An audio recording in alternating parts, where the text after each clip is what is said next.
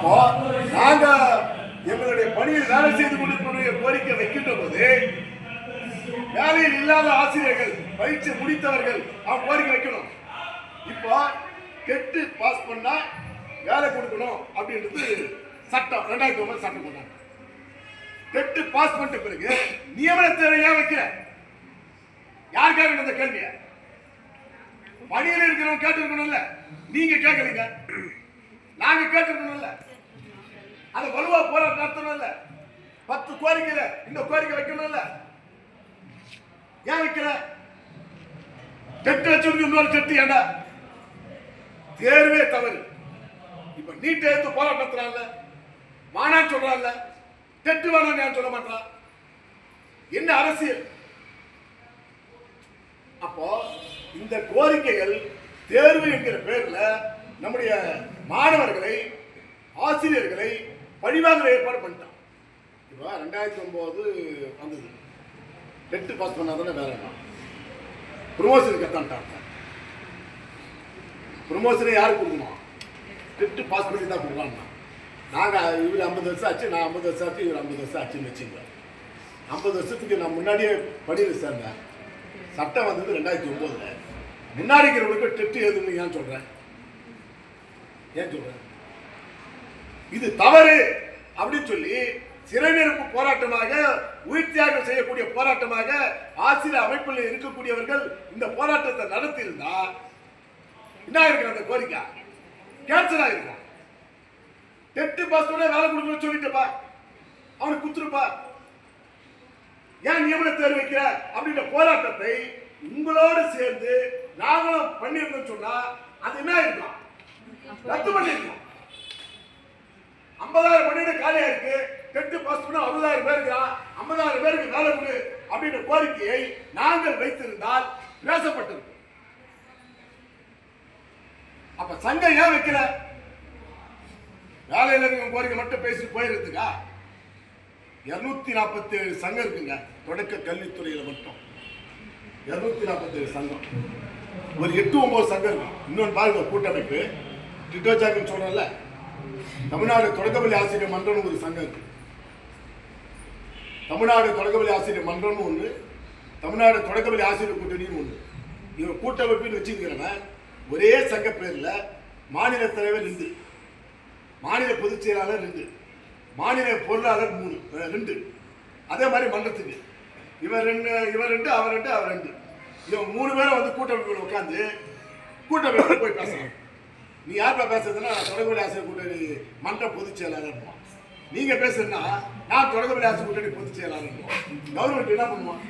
1946 துவக்கப்பட்ட சங்கம், 71 கலைஞர் தான் ஒரு சங்கத்தை உடைக்கிறார், தமிழ்நாடு தொடக்கப்பள்ளி ஆசிரியர் மன்றம்.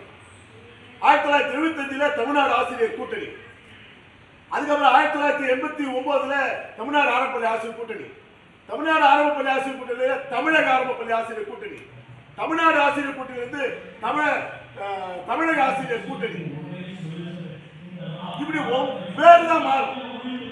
எல்லா சங்கம்லாம் பார்த்தீங்கன்னா எல்லா தலைவர்களை மாறி மாறி போய் இவன் எல்லாம் ஒன்னா சேர்த்து 1985 ஜாக்டிவி சேர்த்து, அப்புறம் அரசு ஊழியர் சேர்த்து ஜாக்டோஜியோடு சேர்த்து 46 ஆண்டு கால கோரிக்கை, மத்திய அரசுக்கு இணையான ஊதியத்தை 1988 இந்த சங்கங்கள் வாங்குது.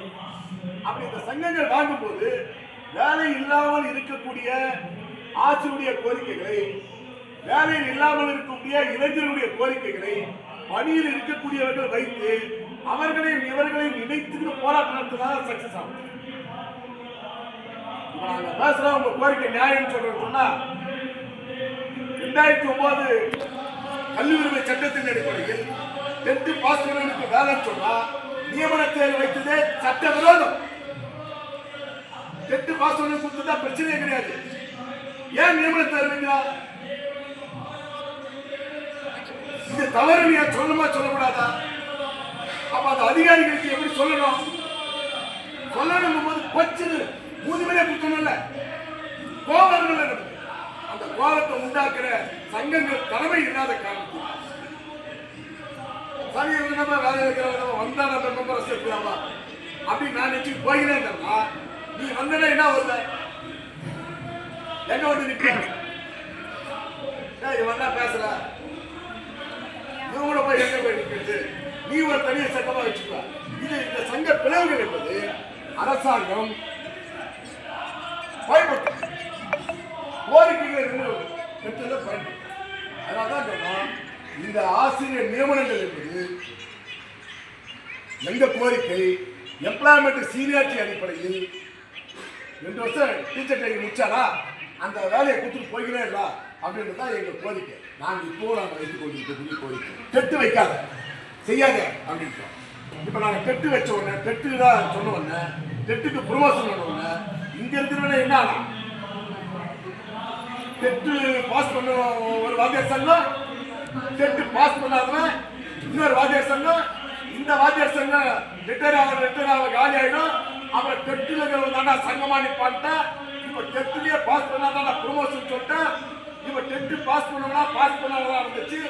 இந்திய நாடு முழுக்க 60 லட்சம் ஆசிரியர்கள் டெட்டு பாஸ் பண்ணாதவன் இருந்தா இரு, இல்லைன்னா வீட்டுக்கு போன்னு யார் சொல்லுது?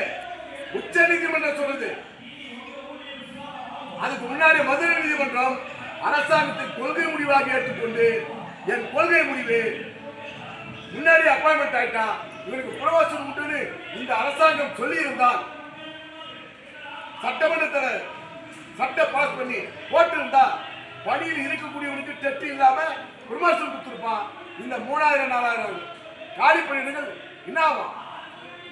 பூர்த்தி பண்ணி 4 வருஷமா எச்சம் இல்லைங்க.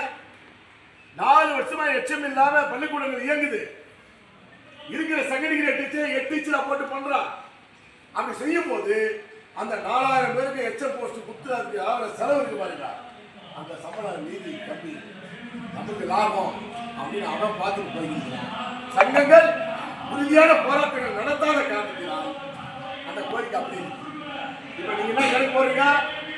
அந்த ஒரு பதவி 6000 பேர், நீ சொன்ன கணக்கு 11000 பேர், எல்லாம் கூட்டா 15000 பேர், அதுக்கப்புறம் சேர்த்தா ஒரு 3800 பேர். நீ சொன்னது 20000 பேர் காலியில் இருக்கு.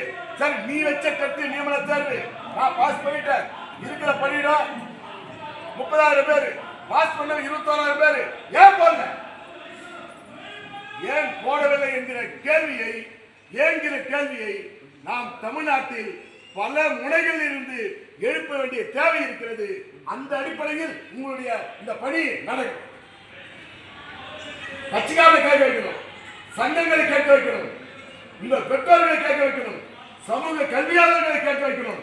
இது நியாயம் என்கிற பேச வைக்கிற ஏற்பாடுகளை இந்த சங்கம் செயல்பட வேண்டும். அதனால நான் பார்த்து சொன்னேன், நீங்க மீட் பண்ணோம், யார் என்ன உங்ககிட்ட பேசுறாங்கன்னு எங்களுக்கு தெரியாது.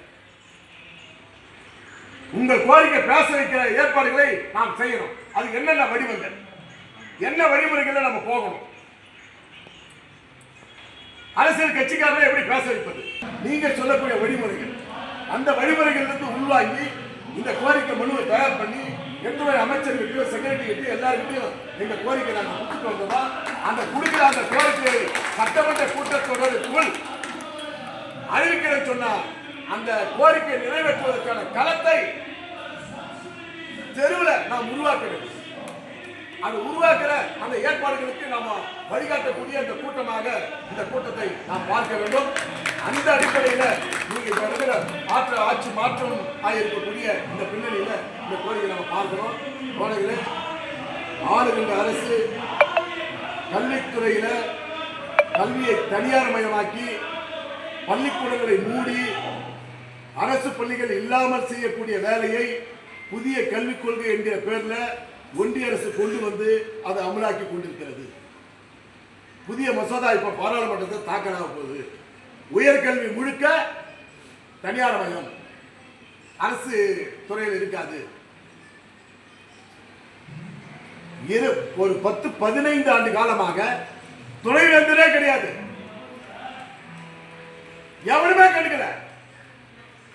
கேட்டா யூஜிசி மெம்பர் போடணுமா, கவர்னர் தலைவராக இருப்பதா, முதல்வர் தலைவராக இருப்பதா, சட்டம் என்ன, முதல் மந்திரி தலைமையா இருக்கணும், கல்வி மாநில பட்டியலில் இருக்கணும், மத்திய பட்டியலில் இருக்கு, ஒன்றிய அரசு அந்த மத்திய பட்டியலிருந்து மீறி செயல்படுகிறது. இது தவறுன்னு சொல்லி நீதிமன்றம் கூட சொல்லவில்லை. அதான் சொன்ன கோர்ட்டுக்கு போலாமான்னு சொல்லி. கோர்ட்டுக்கு போனீங்க அவ்வளவுதான். எங்க ஆளுங்க ப்ரமோஷன் கோர்ட்டுக்கு நிரப்பு. ஆனா அந்த அரசாங்கத்துடைய கொள்கைன்னா அரசு பள்ளிகளை மூட வேண்டும். அரசு பள்ளிகளை மூடிட்டா நம்ம கோரிக்கை என்ன ஆகும்? சொன்னார்ல 16 பேர் பெண்கள் சொல்லி அந்த பெண்களுக்கு இடஒதுக்கீடு என்று அமலாக்க முடியுமா?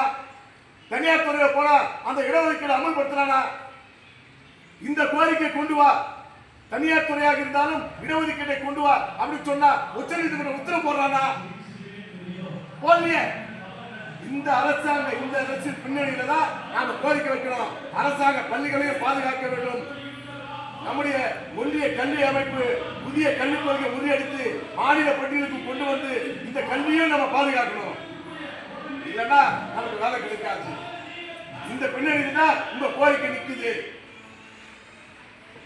அப்ப தமிழ்நாட்டில் கல்வியை பாதுகாக்கணும்னு சொன்னா ஆசிரியர்கள் போடணும். அப்ப ஆசிரியர்கள் போடணும்னு சொன்னா வச்சு தயாரா இருக்கிறான் போடணும் அப்படின்ற கோரிக்கை தான் உங்களுக்கு மேலோங்கி இருக்குது.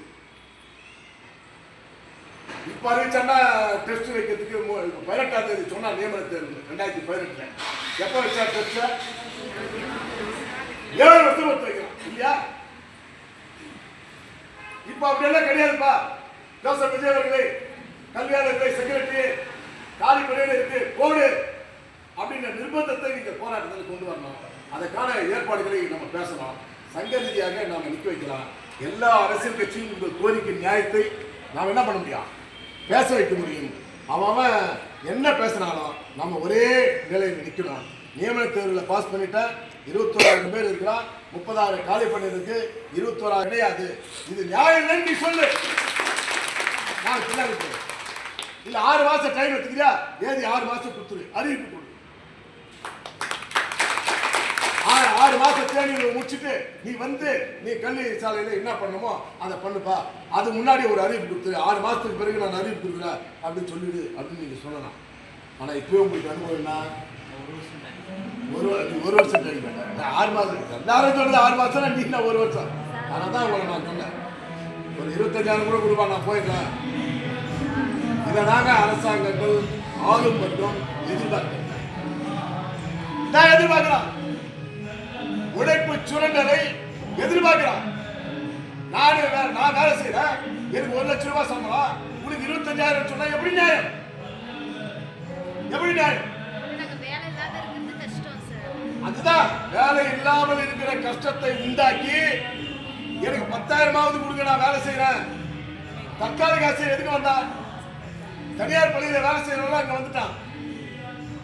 பள்ளிக்கூடத்துக்கு என்ன நினைக்கிறா? நாம இப்படியே வேலை செய்யணும்னா நாம அப்படியே பர்மனன்ட் ஆயிடுவோம் அப்படின்னு நினைச்சுதானே வந்தா. இதே தாங்க எல்லாருமே.